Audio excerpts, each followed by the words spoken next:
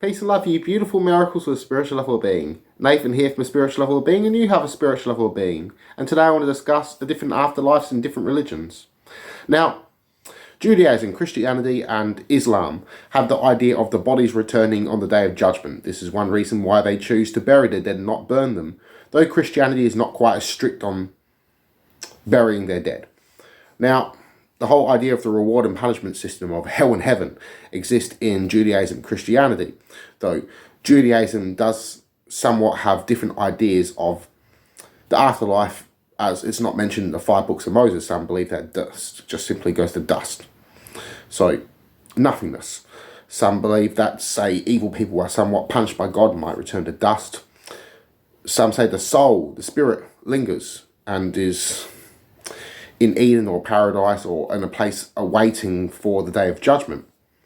Now, in the book of Samuel, it mentions King Saul going to a medium and asking her to summon the dead spirit of the prophet Samuel. So this implies the spirit still lives, though Samuel was very displeased with Saul for summoning him and says that God has disowned him and so has he. Now, in Islamic tradition of hell, they believe that hell is more of a purification, so hell might not be eternal. In the Christian belief, it is eternal. Though in the older Christian beliefs, hell wasn't eternal, it's a belief God was forgiving. So this idea has passed on through old tradition, even today with some Christians. So some Christians don't believe hell is eternal. Some Christians believe if you simply believe you're going to go to heaven. Though this is implied in the Bible, but it's a lower level of heaven. So there's multiple levels of heaven and hell in Islamic and Jewish and Christianity belief. Now, the idea of angels leading souls is similar to spirit guides and gods leading souls into the afterlife, or even guardians. Now, the idea of not being burnt for burial is an old one. Same with the idea of cremation, though cremation was often done in order to stop diseases, even to stop the walking dead, evil spirits, etc. Now, if we go on to Gnosticism, the idea of the soul being eternal, always existing. So the idea of being one with God, the monad, so the pleroma. So the Gnostic seeks to return to the pleroma, oneness with God, to no longer have to reincarnate. Now, some Gnostics believed it was up to us to make this world the kingdom of heaven. So all souls coming together to no longer need to reincarnate, to no longer to experience. Some Gnostics believed that we were trapped in these physical bodies and that it was our job to come to know ourselves. That way we could escape this hellish existence that we were trapped in here by this evil creator God, Yahweh off. Not all Gnostics believed this. Some believed that God was somewhat judging. Some Gnostics reject this idea of a judgmental God entirely. And when I say judge, I don't mean like sending to hell, more judging them to reincarnate again. So this idea was in, say, Manichaeism. Now, if we go to Egyptian, the idea of the soul and body being one, if the body was destroyed, so would the soul. If body parts were missing, it would be, the soul would be affected in the afterlife and thus have a harder time travelling through the underworld duat.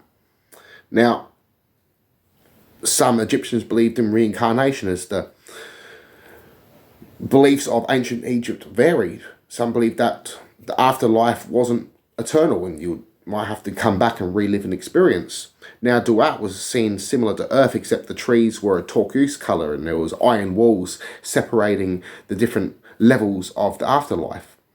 Now, they also said that there were lakes of fire. This place could be a somewhat dangerous place and some could just linger there until the body disappeared, though some believed that this was just a place that the soul had to travel through in order to be judged or, say, devoured by a mit or reach paradise, Aru, where you could make love with your partner, gamble, hunt, play sports, eat fancy food and even farm, enjoy life again with your family, etc.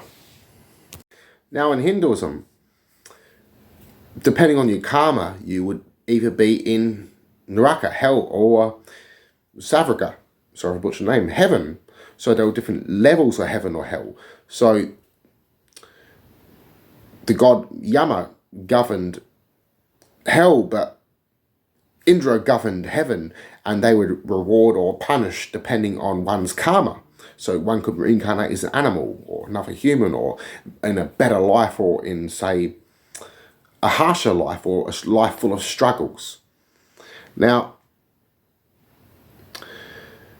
this being said, hell was not eternal, and neither was, say, heaven, as the soul had to really understand its consequences and understand karma in order to truly reach moksha, which was nirvana, consciousness, and the all.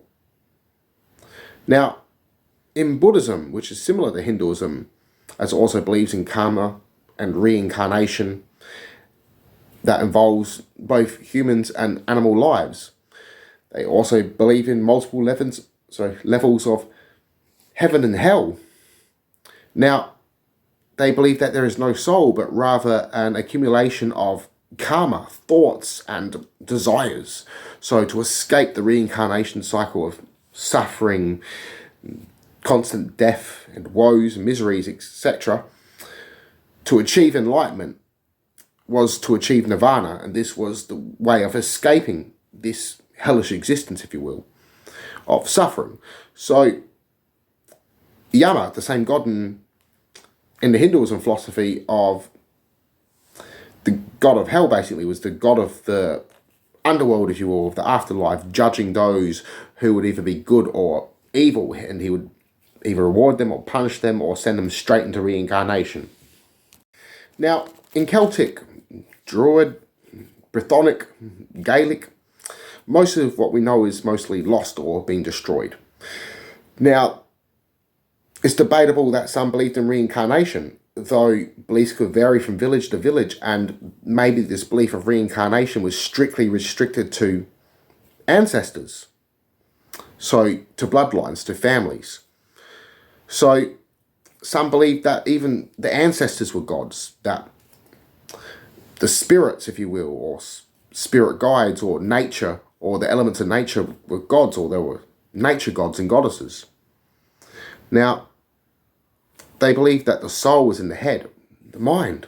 So this is one reason why they would preserve the heads in separate burials, and we have found these heads. They even made masks of their dead, so they would keep the mask of their ancestors. Now, their beliefs, as I said, would vary from village to village, and some would even preserve food with their dead. They would preserve the food in the bogs in order for the ones who they sacrificed and put into the bogs to be able to eat in the next life. Some would sacrifice wives or their concubines in order to travel with them when they died. Some would bury them, slaves with them, in order so their slaves would serve them in the next life. They would be buried with their gold and jewels, as they believed they could take it with them. Or they would be using it to bribe, say, the gods. And this was even seen in ancient Egypt, where they could bribe the guardians, in a sense. So their afterlife was seen in a somewhat of a Valhalla, where they could drink with their heroes, or live new lives with their families, or hunt, farm, make love, have sex. So they could even listen to the wisdom of the gods. Now, some even argue that their heaven could have been different levels, so social status played a part of their heaven, possibly. As I said, most of what we know about their culture and their beliefs is mostly lost. So, peace and love, everyone. I love you all. Connect till my mind and soul. Namaste.